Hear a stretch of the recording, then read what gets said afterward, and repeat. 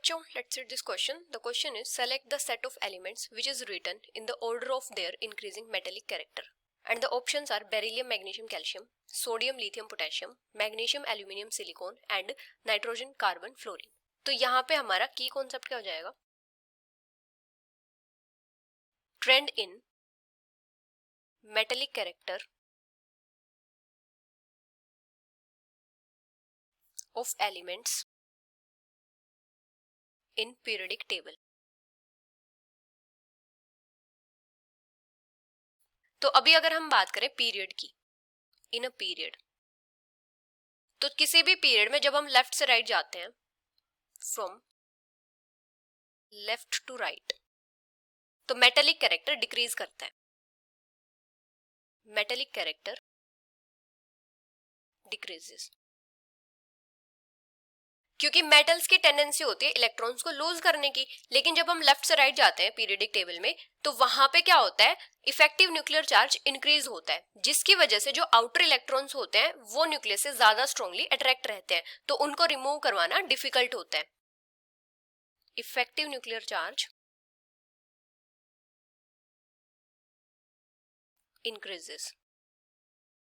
तो इसीलिए जो वैलेंस शेल के इलेक्ट्रॉन्स होंगे वो न्यूक्लियस से ज्यादा स्ट्रांगली अट्रैक्ट रहेंगे.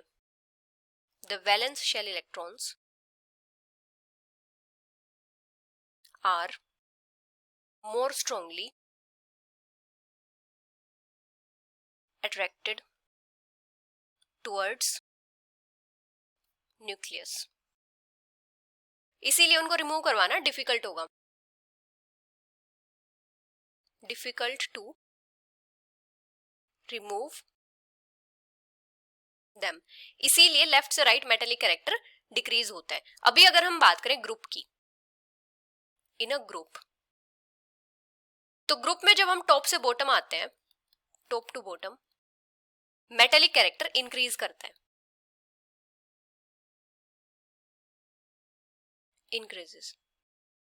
क्योंकि जब हम टॉप से बॉटम आते हैं तो क्या होता है, number of energy shells increase होते हैं, जिसकी वजह से जो आउटर इलेक्ट्रॉन्स होते हैं वो न्यूक्लियस से थोड़ा दूर रहते हैं और उनको रिमूव करवाना इजी होता है. Due to extra energy shells, outer electrons experience less force of attraction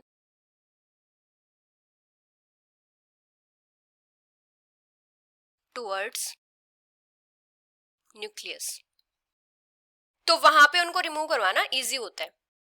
electrons can be removed easily. तो इसीलिए जो मेटेलिक कैरेक्टर होता है वो इंक्रीज करता है डाउन द ग्रुप. तो अभी हमें ऑप्शंस क्या क्या गिवन है. फर्स्ट ऑप्शन में गिवन है बेरिलियम, मैग्नीशियम एंड कैल्शियम. तो जो बेरिलियम, मैग्नीशियम और कैल्शियम है, ये तीनों सेम ग्रुप के एलिमेंट है, ये बिलोंग करते हैं सेकेंड ग्रुप से. और down the group metallic character increase होता है, तो इनका जो इंक्रीजिंग ऑर्डर हो जाएगा मेटेलिक कैरेक्टर का, वो किस टाइप से होगा, बेरिलियम, मैग्नीशियम और कैल्शियम. बेरिलियम, मैग्नीशियम और कैल्शियम. तो ये ऑर्डर यहाँ पे करेक्ट गिवन है. अभी नेक्स्ट गिवन है सोडियम, लिथियम और पोटेशियम. ये तीनों फर्स्ट ग्रुप से बिलोंग करते हैं. और ग्रुप में जब हम टॉप से बॉटम आते हैं तो मेटेलिक कैरेक्टर इंक्रीज करता है, तो इनका इंक्रीजिंग ऑर्डर क्या होना चाहिए था, लिथियम, सोडियम एंड पोटेशियम. तो ये ऑर्डर जो गिवन है ये इनकरेक्ट है. अभी नेक्स्ट ऑप्शन में गिवन है मैग्नीशियम, एल्यूमिनियम एंड सिलिकॉन.